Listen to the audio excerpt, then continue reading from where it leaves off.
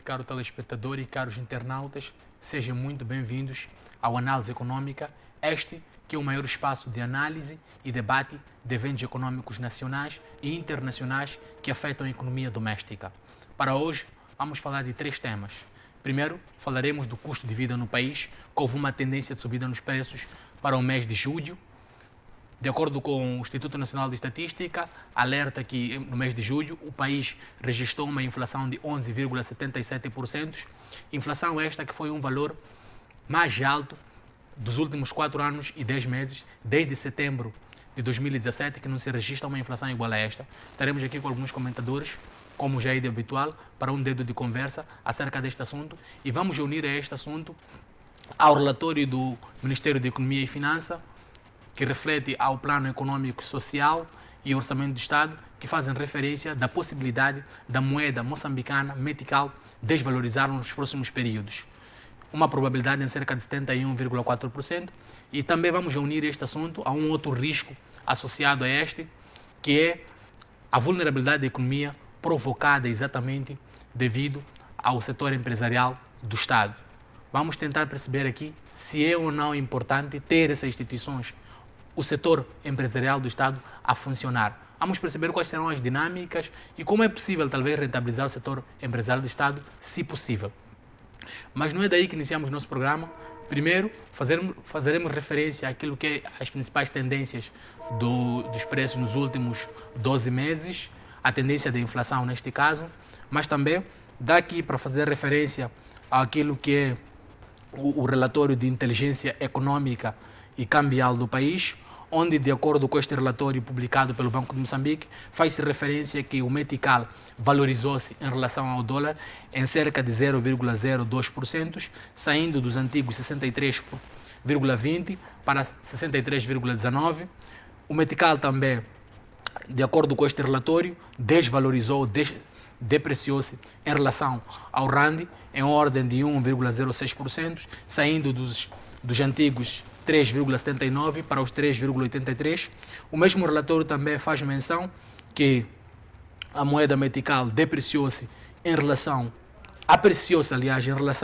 ao euro, saindo dos antigos 65,03 para 64,73. O mesmo relatório também aponta que o preço do petróleo de barril continuou bastante alto, mas com uma tendência decrescente desde o seu pico no mês de junho, na qual atingiu um preço de cerca de 122,43 dólares por barril.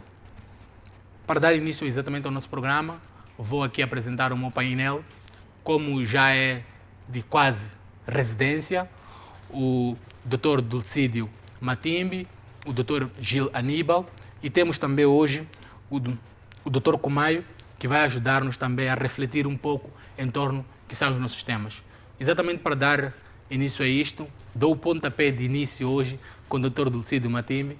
Dr. Dulcídio Matimbe, o Instituto Nacional de Estatísticas de Moçambique fez menção ainda na semana passada que os preços de bens e serviços a nível domésticos para o mês de julho representaram uma taxa de inflação de cerca de 11,77%, taxa esta relativamente bastante alta, fazendo uma perspectiva dos últimos 12 meses e olhando aquilo que são os objetivos do Banco Central, aliás, que é manter a taxa de inflação em cerca de 1 dígito.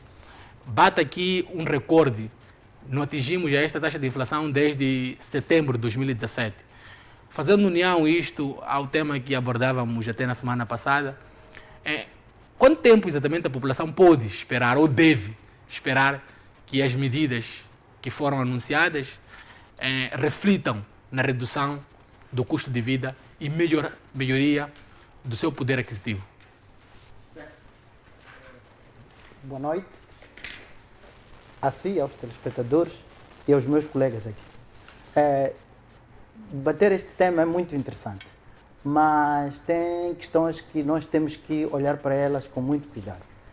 A mim me interessa olhar para a tendência da inflação, tendo em conta aquilo que são os objetivos definidos pelo Banco Central. O Banco Central define que pretende, no longo prazo, manter a inflação abaixo de, não pode crescer até 2 dígitos, tem que estar abaixo de 2 dígitos. E a perspectiva que nos é dada agora pelo Instituto Nacional de Estatística, da variação do mês de julho, do mês de junho para o mês de julho, é preocupante. Não sei se a tendência continuar a ser esta, vamos conseguir manter esse resultado. Mas é preciso olhar para os fatores que têm estado a contribuir e qual é o comportamento desses fatores a nível internacional. O que tem nos levado a que nós tenhamos essa tendência tem sido o crescimento dos preços do petróleo derivados pelo conflito que está a ocorrer na Ucrânia, aliado às nossas fragilidades ou à nossa situação de problemas estruturais na nossa economia. Isto tem tido um peso significativo naquilo que é o custo de vida do cidadão, porque afeta diretamente as camadas mais vulneráveis de um determinado país. Por exemplo, para Moçambique, as camadas mais vulneráveis, aquelas pessoas mais necessitadas, elas é que estão a sentir, ou por outra, elas é que estão a pagar o preço de toda essa incerteza que nós estamos a viver. Por que isto vai acontecer? Nós não sabemos qual é o dia em que o conflito o russo-ucrânia vai terminar, não sabemos. Então, mas tem estado a assistir uma tendência de abrandamento da procura nos países europeus e os países ocidentais. Nós temos estado a assistir um abrandamento da procura. E isto deriva do tipo de educação que a Europa tem relativamente a estas questões. O que é diferente dos africanos. Porque os africanos, a maior parte da população africana, ela vive com uma renda muito baixa que não é capaz de satisfazer aquilo que em economia se chama consumo autônomo. Então, isso quer dizer que o rendimento que as famílias, as mais vulneráveis, têm é menor relativamente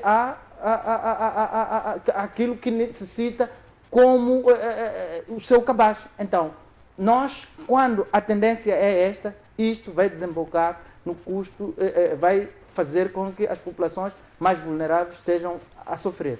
Agora, vamos olhar para as perspectivas. Eu penso que, para aquilo que o Banco Central definiu, se a tendência for esta, nós vamos ter situações calamitosas e vamos provavelmente atingir os níveis de 2017, o que não é bom nem para nós, nem para o país. Agora, o Banco Central tem instrumentos através dos quais pode controlar esta situação, mas ao mesmo tempo ele entra num paradoxo, porque é preciso continuar a garantir o crescimento econômico, é preciso garantir, promover os investimentos. Se nós começarmos a mexer nas taxas ou nos instrumentos que o Banco Central tem para controlar a inflação, estaremos a promover o crescimento econômico. Então, fica uma situação um pouco difícil. Dr. Matembe, este tipo de inflação, geralmente por estar relacionado do lado dos custos, os combustíveis fazem parte de uma grande matéria-prima que serve para a produção das empresas.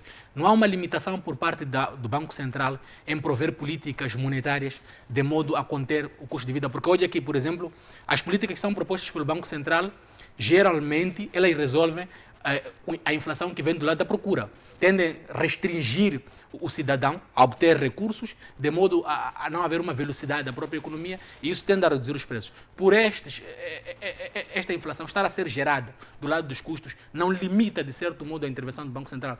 E junta a esta análise, Dr. Dulcídio, ao fato de haver uma tendência decrescente nos últimos dias do preço do barril de combustível e as políticas que foram impostas na semana passada, ou pelo menos publicadas na semana passada, se esses dois elementos, o casamento entre esses dois elementos, podem levar talvez a dias um pouco abonatórios no que reflete aos preços a nível doméstico? Eu continuo a ter um pouquinho de dúvidas relativamente a isto, porque as medidas tomadas pelo Presidente da República são medidas que poderão ter efeito a longo prazo. Quer dizer que, no curto prazo, elas não vão resolver realmente aquilo que é a situação, o sentimento da sociedade ou a forma como nós vamos nos apresentar relativamente a esta questão.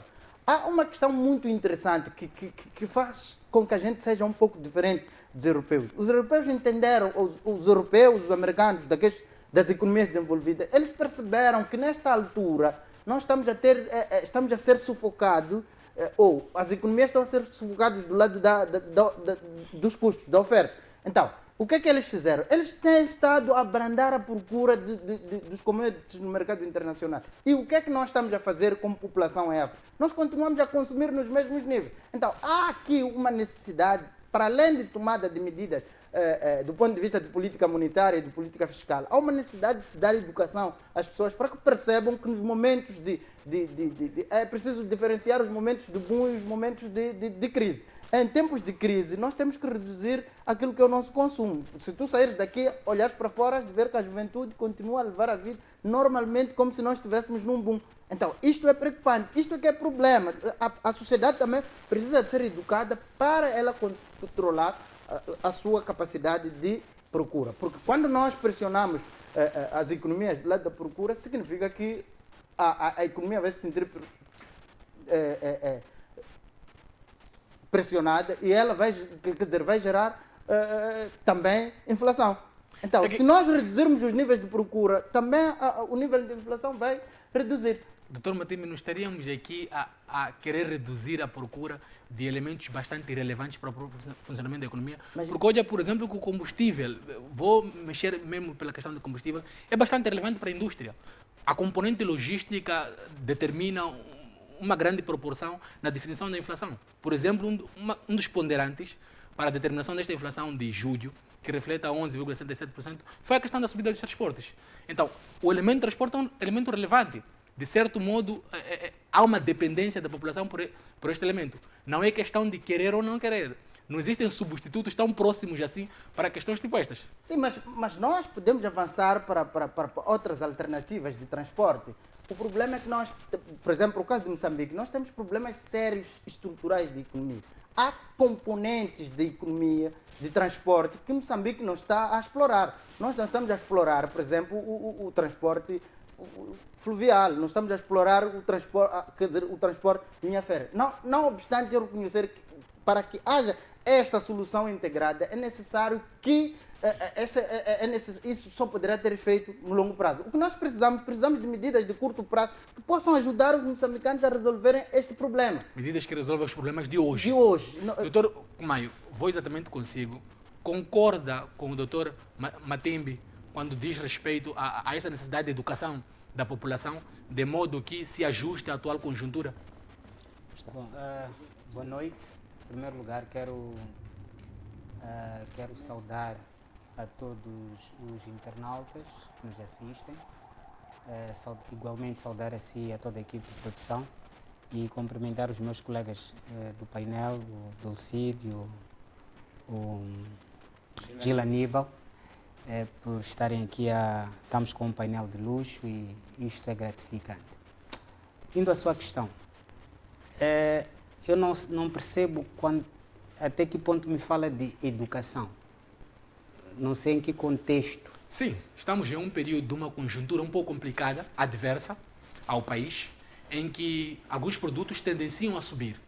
Há necessidade aqui, talvez, sob a proposta do Dr. Matimbe, de educar a população para achar produtos substitutos. Mas eu dava um exemplo ainda na semana passada, se não estou enganado, que hoje em dia os produtos substitutos, por serem geralmente naturais, já custam mais caros até que o próprio produto industrializado. Por exemplo, se alguém tenta substituir a mandioca pelo pão, este indivíduo pode sair mais caro consumir a mandioca do que o próprio pão.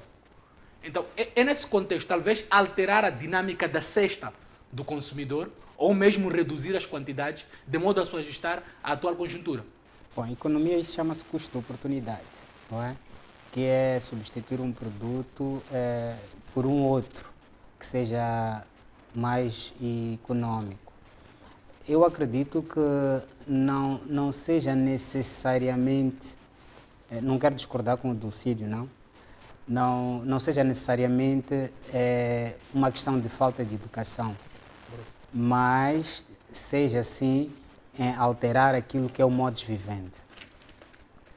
Este modus vivendi, porque se eu for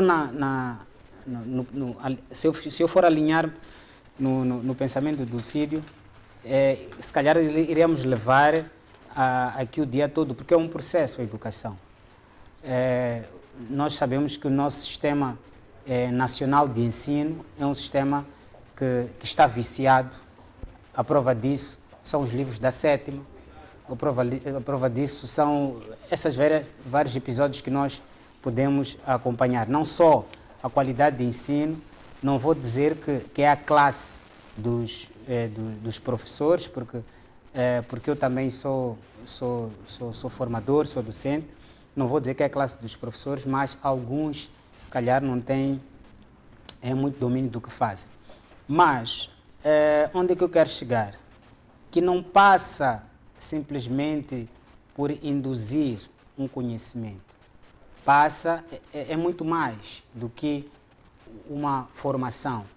Passa por alterar aquilo que é o modus vivendi. Passa por uma tomada de consciência.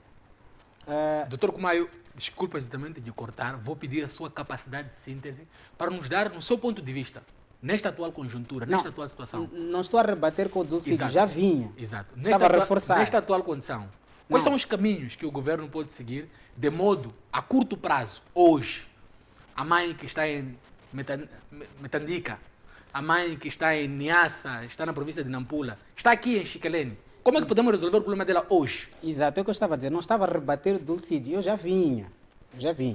Onde é que eu estava a querer chegar? Que é alterar o modus vivendi. Esse alterar o modus vivendi passa por uma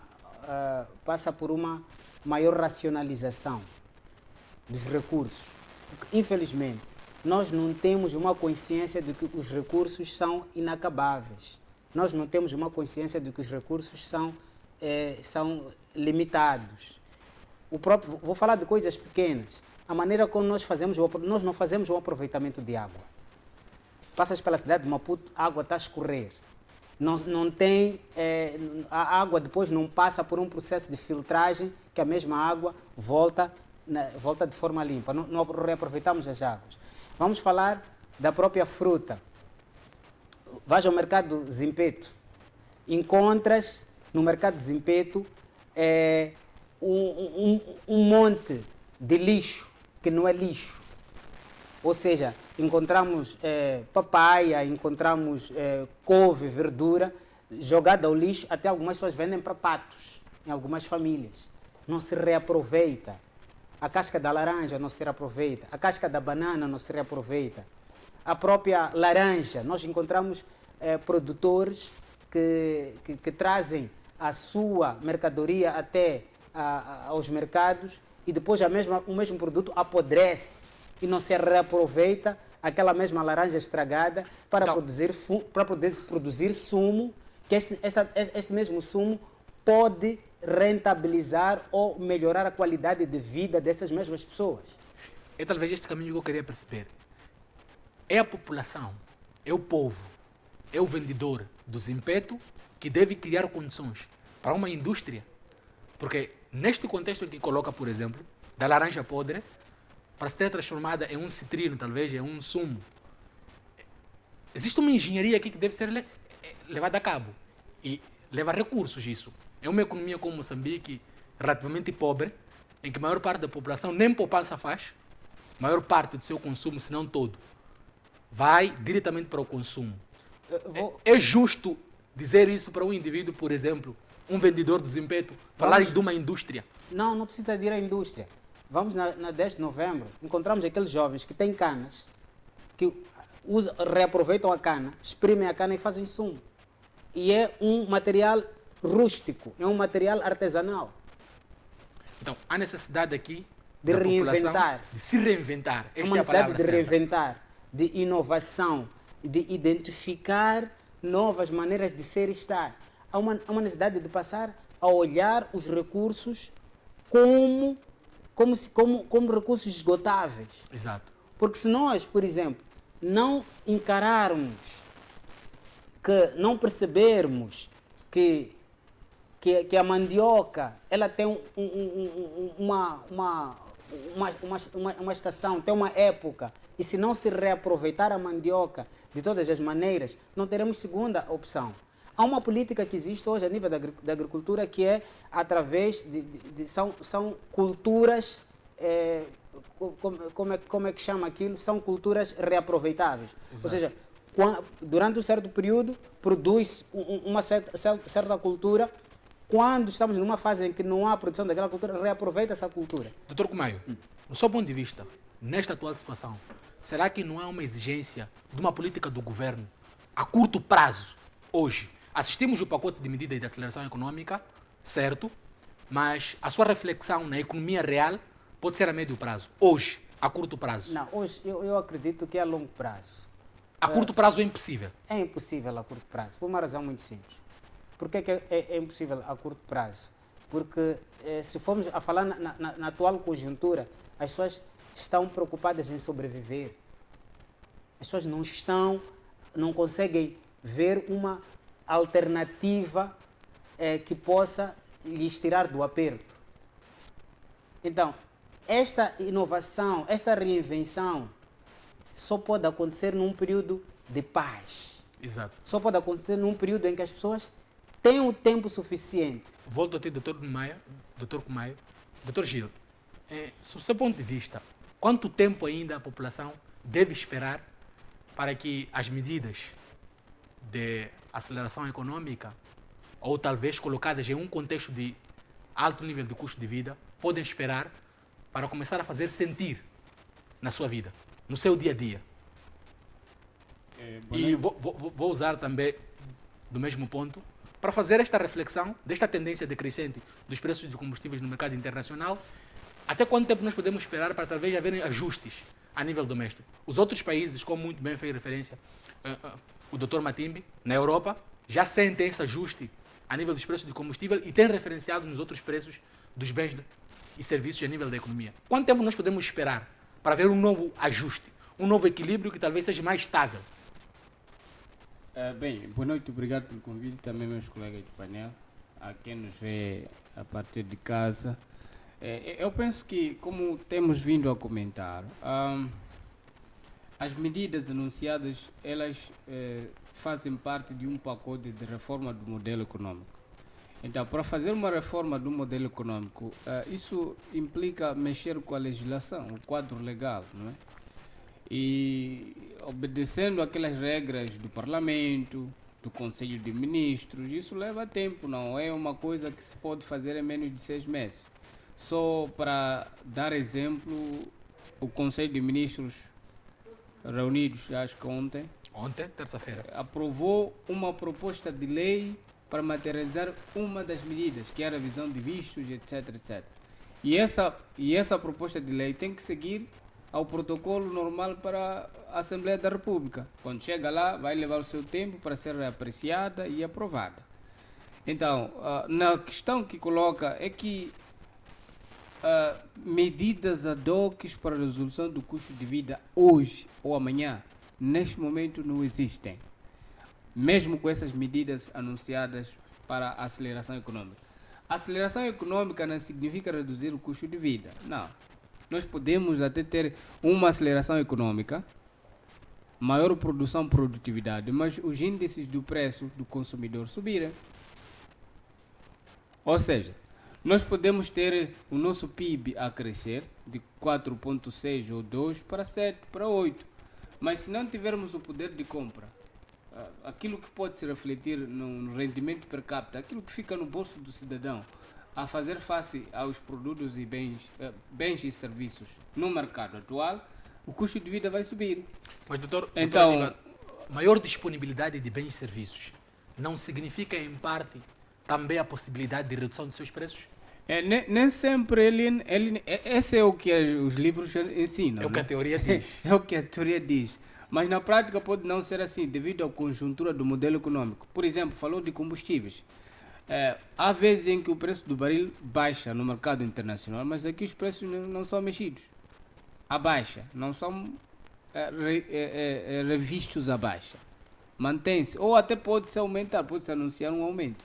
Então, nem sempre é linear a teoria econômica nesse sentido. Mas o que eu estou a tentar dizer é que as medidas anunciadas, por serem intenções que devem ser materializadas por normas jurídicas, ou seja, por leis e regulamentos do Conselho de Ministros, vai levar o seu tempo e até podemos ter um ano à espera a sua efetividade.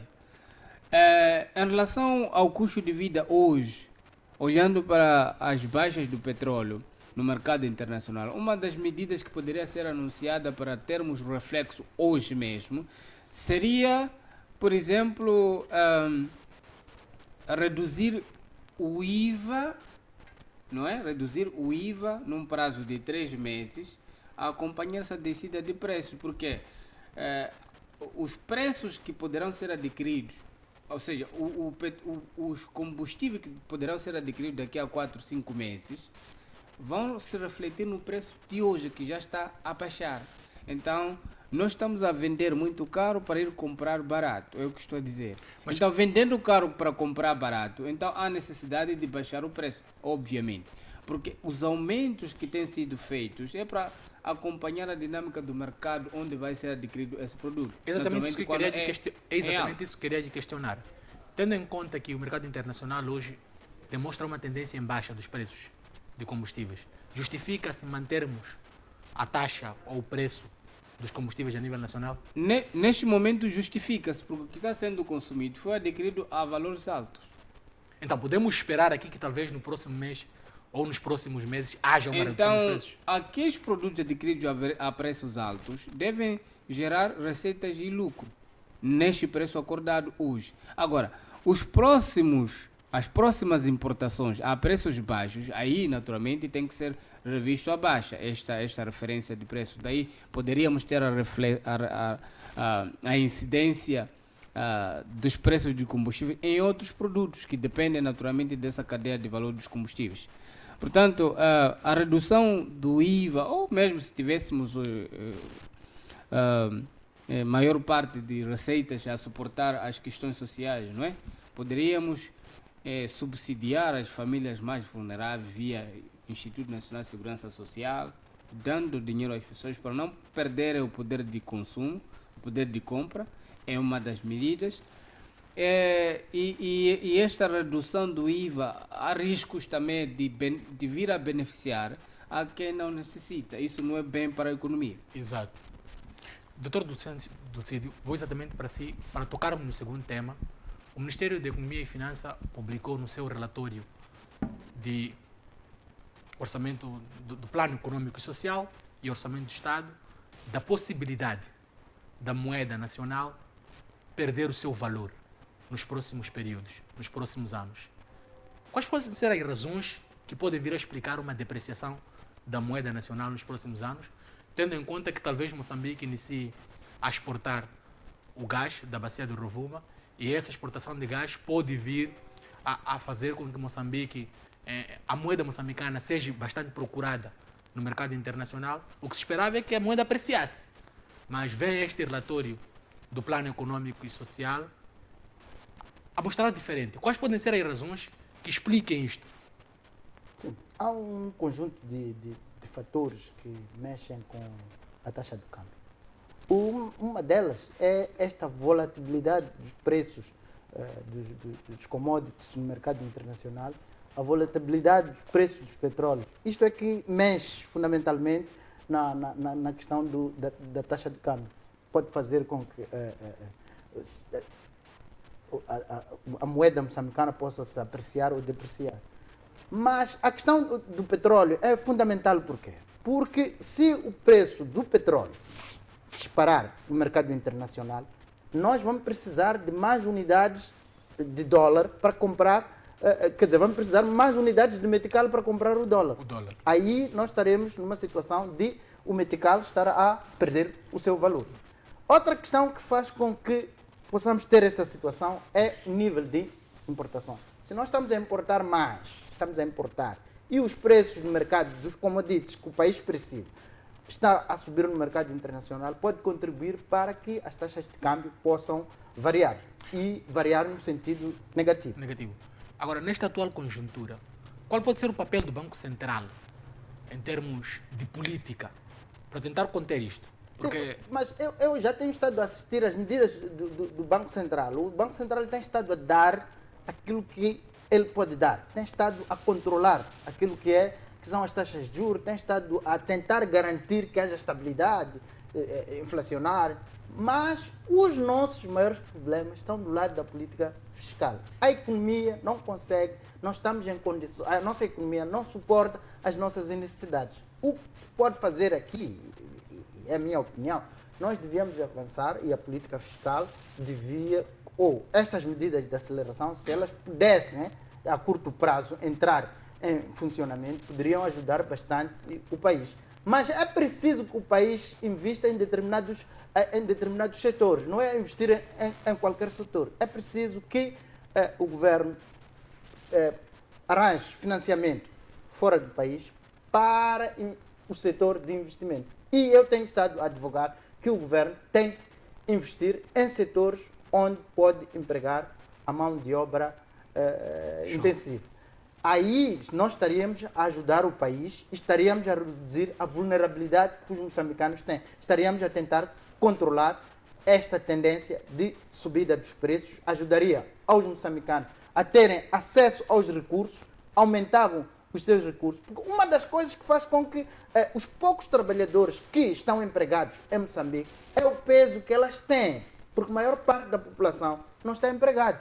E nós que viemos das províncias, temos família e tal, o pouco que tu consegues tens que dividir com os outros irmãos que estão lá na província. Isso tem estado a pesar nos orçamentos dos poucos trabalhadores que estão lá. Então, se o governo investir, encontrar mecanismos de ter recursos para investir nos setores produtivos, no setor da construção de infraestrutura, tem estado nos últimos dias a olhar com um pouco de otimismo a ideia de que nós vamos reabilitar a Estrada Nacional número 1 e isso vai ajudar a galvanizar a economia nacional, porque então, eu acho que um ser humano com as artérias atrofiadas não pode continuar vivo. Então, o governo, com esta ideia, vai nos ajudar, eu penso que vai ajudar muitos moçambicanos e vai reduzir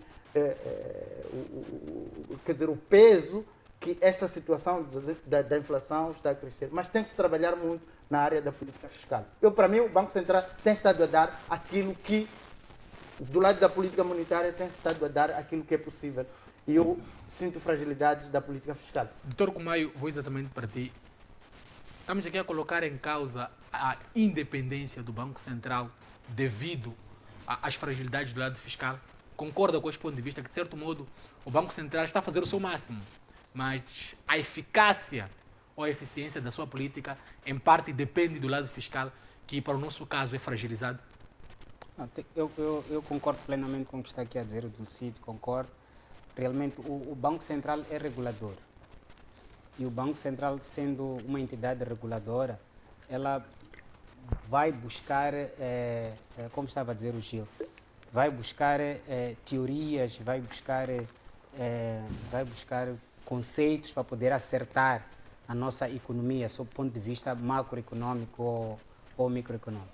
Mas aqui é um problema. É que nós temos uma economia paralela. Esta economia paralela, ela é sustentada pelo setor informal. E este setor informal tem a sua postura. Fazendo o ponto, como estava a dizer aqui o Dulcídio, por conta da instabilidade ou ociosidade da nossa economia, estamos a falar por conta da política cambial. Nós assistimos todos os dias à questão do câmbio ilegal, assistimos todos os dias à situação do câmbio ilegal, em que são prendidos vários agentes econômicos que praticavam o câmbio de forma ilegal. Mercado paralelo. Estamos a falar do mercado paralelo. Quer dizer que o Banco Central não tem controle da circulação de moeda. 2. Temos a questão dos raptos. Sabemos que houve raptos e depois as pessoas que foram raptadas voltam ao convívio familiar. E este negócio de raptos, o dinheiro não passa pelo setor financeiro, pelo circuito financeiro. De onde é que sai este dinheiro? Quer dizer, temos uma economia paralela. Estamos a dizer que não há um controle certo de circulação de moeda. E isso acaba constituindo um risco ou fragilidades para a própria estabilidade cambial. Para a própria estabilidade cambial, porque não se sabe quanto de moeda circula. Versus, agora temos a moeda eletrônica. Temos a moeda eletrônica em que grande parte das pessoas do setor informal, até mesmo as pessoas que estão no setor formal, fazem suas poupanças em instituições de moeda eletrónica. E as medidas de AML, as medidas de branqueamento de capitais, no que se refere àquilo que é a moeda eletrónica, não são muito eficazes. Então, temos hoje muito dinheiro a circular em moedas eletrónicas e eu acompanhei recentemente que houve um acordo entre os bancos comerciais e as instituições de moeda eletrónica que pode levantar, acho que 40 mil ou 50 mil numa ATM. Exato. Então, isto é um risco. Não, mas talvez o Banco Central olhe por esta digitalização da economia como um meio de gerar maior eficiência. Mas isto é um risco que Tentar não criar esteja... maior disponibilidade, porque olha que talvez não haja a mesma possibilidade em colocar um banco comercial, por exemplo, os bancos comerciais nas localidades. E essas contas móveis, essas carteiras móveis, têm sido um meio de agilidade para a própria economia. É, sim, por um lado. Mas é um risco. É que tu não sabes quanto de moeda está a circular nas carteiras móveis, quanto de moeda está a circular no circuito financeiro e quanto de moeda está a circular no setor informal. Vais ao mercado de desempenho, encontras aquele jovem que está ali a vender batata. Ele tem um calhamaço assim de dinheiro na mão. E no final do dia, aquele mesmo dinheiro vai para... Não vai ao banco, o dinheiro está a girar. Mas, por exemplo, Dr. Kumayo, a existência do mercado cambial paralelo, de certo modo, não está associado às dificuldades em que existem para as tramitações no mercado formal? Naturalmente, porque os bancos comerciais eles têm um compliance e têm uma estrutura com relação às transações cambiais. Para poder aderir, acompanhamos há pouco tempo a situação das dívidas não declaradas, que há funcionários de casas de câmbio que estão envolvidos, foram enrolados no processo porque disponibilizaram as suas contas para que fossem depositados metical para comprar em dólar. Alguns foi porque passavam por uma intermediação e por aí em diante. Onde eu quero chegar é que a política cambial, se tu vais a um banco hoje, um banco comercial, como particular, para teres 10 mil dólares, tens que justificar através de um seguro de viagem, através de um visto, e fazendo ponte com os parques de viaturas.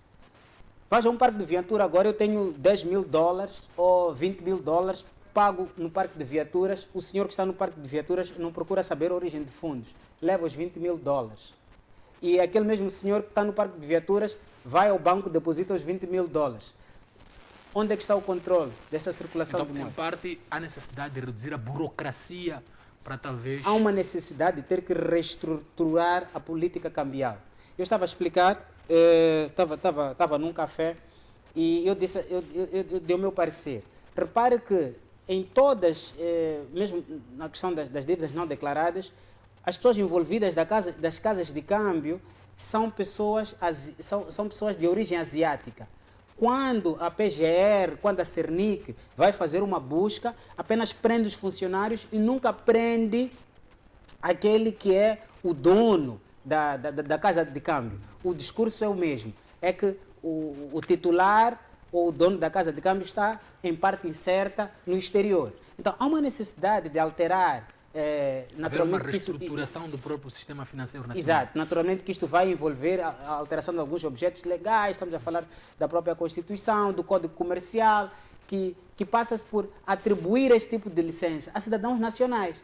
Porque se há uma situação em que há um câmbio ilegal ou quer-se tirar um esclarecimento sobre a circulação desta e daquela moeda cambial, nunca se encontra os legítimos proprietários. Doutor Gil, vou a ti, exatamente para lhe questionar se a questão do mercado paralelo e a independência questionável do Banco Central pode vir a contribuir ou ser um risco para talvez a possível depreciação da moeda nacional nos próximos períodos. Obviamente que sim, mas também há que lembrar a idade de Moçambique, independente, quantos anos somos independentes e como é que é o nível de educação financeira em Moçambique. País novo ainda. É um país novo e a literacia financeira, se calhar muitos não conhecem. É o que acontece, por exemplo, na educação rodoviária. Muitos não sabem o que é isso. Condução defensiva, não sabem, mas tem carta de condução, mas não sabem.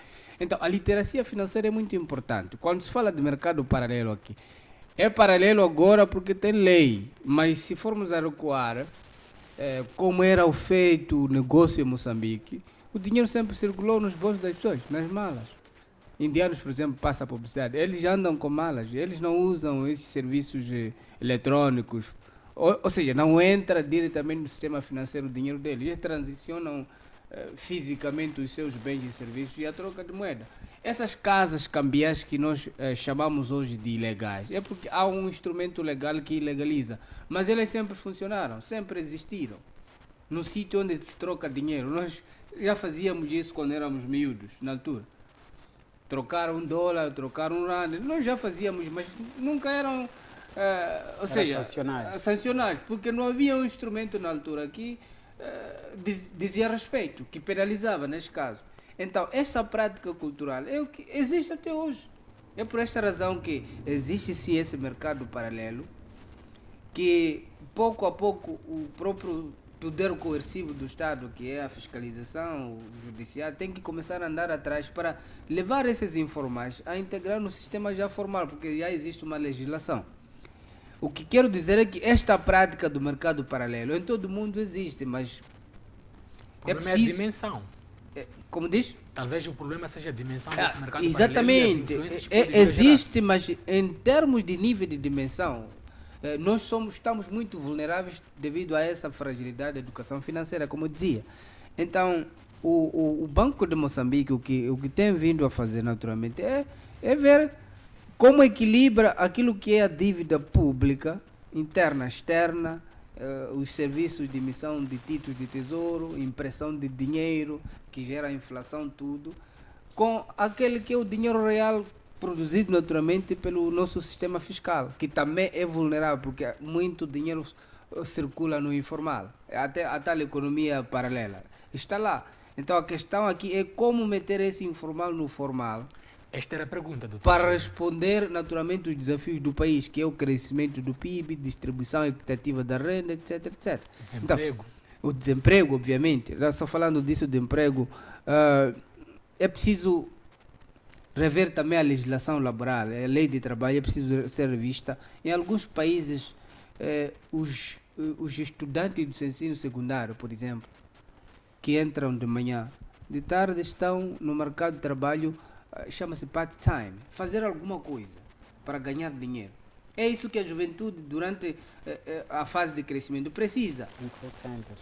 Como diz? Em call centers. Em call centers. Ficam aí até, alguns são deliveries, mas part-time enquanto fazem alguma coisa. Nós, na nossa lei de trabalho, temos essas limitações. Chamamos algumas atividades de trabalho informal, infantil, etc. e criminalizamos. Legais. E aí já começamos a gerar outros problemas que são desemprego e pobreza familiar, porque quando um filho nasce, a partir dos seus 15 anos, ele já pode começar a produzir economia familiar. Mas se você limita na legislação de que vai ser um trabalho infantil e depois criminaliza, as famílias já não vão deixar os seus filhos a praticar essa atividade. Consequência, é uma pessoa na família a trabalhar para alimentar cerca de 4 ou 8 pessoas. Isso não é bom para a economia. A economia só cresce quando nós produzimos tudo. Cada um com sua idade, faixa etária, a situação sociocultural, acadêmica, etc. Isso é que é bom para a economia, para manter o poder de compra. Portanto, esses anúncios de inflação no Banco de Moçambique vai ser um desafio muito importante, como você bem disse um dia aqui, que Moçambique tem uma economia que importa inflações. Isso é verdade. Todos os produtos que nós importamos aparecem com a inflação dos países de origem. E nós temos que suportar essas inflações. Associado a isso está mesmo o nosso modelo econômico, que também gera muita inflação. A dívida pública, como dizia, a impressão de dinheiro pelo Banco de Moçambique. Há necessidade aqui de reestruturarmos e organizarmos. É daí que o Presidente da República anunciou as 20 medidas de aceleração econômica. 20 medidas de aceleração econômica não significa reduzir o custo de vida, não. É melhor ficar claro lá em casa que o custo de vida até pode disparar amanhã devido à inflação, mesmo com essas medidas anunciadas. Mas essas medidas anunciadas, podemos... É a ideologia de antes de piorar, talvez melhora. Antes de melhorar, piora. Aí, nessas 20 medidas, que eu penso que o Executivo, que é o Governo, pode começar a acelerar, é priorizar aquilo que vai ser de impacto imediato na sociedade, nessas 20 medidas. Porque Esta é a maior preocupação, algumas doutor. não são de impacto imediato, como por exemplo, quando se reduz o IRPC. Isso beneficia os empresários, não é para, naturalmente, exatamente os quem singulares. trabalha. Quem trabalha seria beneficiado aqui no contexto se quiséssemos analisar, se mexêssemos o IRPS. Aí sim, poderíamos ter alguma poupança daquilo que é cobrado hoje. Então, essas medidas são intenções e são intenções passíveis de serem legisladas. Na folha de salário. Né? Doutor Exatamente. Ducídio, Então, vou exatamente para ti, doutor é nesse Ducídio, contexto. para questioná-lo sobre um tema um pouco polêmico, as empresas, o setor empresarial do Estado. O mesmo relatório que fiz referência do Ministério da Economia e Finanças, o relatório do Plano Econômico, Social e Orçamento do Estado, faz referência que, de certo modo, as empresas estatais geram uma vulnerabilidade no funcionamento da própria economia. Qual é a relação que possa existir entre a vulnerabilidade da economia e o setor empresarial do Estado?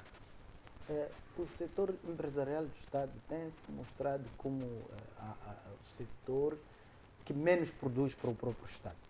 Porque eu acredito que, aliás, não é minha opinião, eu li isto num relatório do MARP, em que dizem que as empresas nacionais, principalmente as do setor do Estado, não respeitam aquilo que são os elementos do corporate governance. Eles não respeitam as regras ou as normas internacionais de relato financeiro.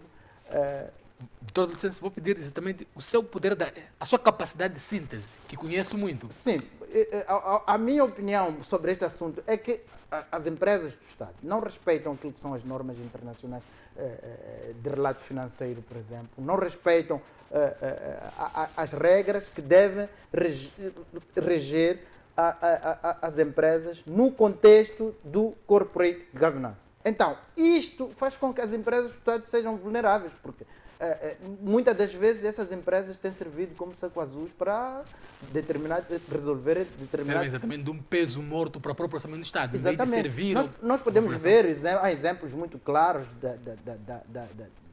da MCL, há exemplos muito claros da EDM, que muitas vezes aparece a reclamar que a empresa não está a produzir o suficiente ou está a ter prejuízo. Mas por que é que tudo isso acontece? É devido ao que nós estávamos aqui a avançar. Não se respeitam as regras dentro da empresa. Então, Doutor, o Estado é lá onde algumas vezes algumas pessoas vão tirar recursos para resolverem problemas pessoais que não são do Estado. Doutor Kumayo, eu vou pedir exatamente a sua capacidade de síntese para fazer essa referência. Esta relação entre vulnerabilidade da economia e o setor empresarial do Estado existe? Se sim, como?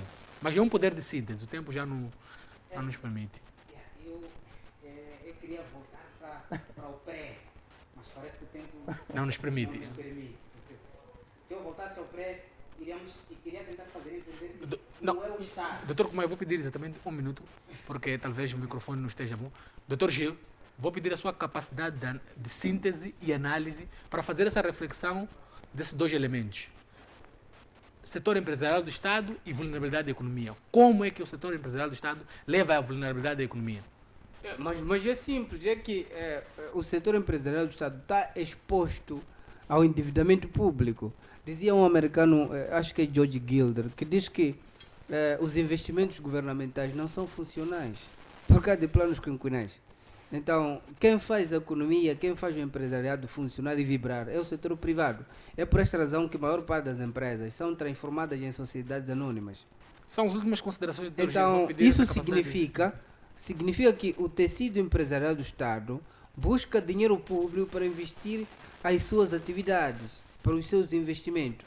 E como têm sido mal geridas algumas delas, não produzem as divisas necessárias para pagar o serviço de dívida pública Então, e acaba sendo absorvedor das finanças públicas. As E empresas depois estatais disso- estão ao serviço pessoal, não ao serviço público. Não, estão ao serviço público, mas a forma de como são Doutor, geridas... por cada questão de tempo já não nos a permite. carteira de negócio, naturalmente, é que não cria aquilo que são as receitas e lucro apropriado para gerar uma empresa credível. Muito obrigado, Dr. Gil. Eu acho que não temos a questão por causa do micro problema. Caro telespectador, muito obrigado por nos acompanhar durante este período de 1 hora, cerca de 1 hora, neste programa de análise e debate de eventos econômicos nacionais e internacionais que afetam a economia doméstica.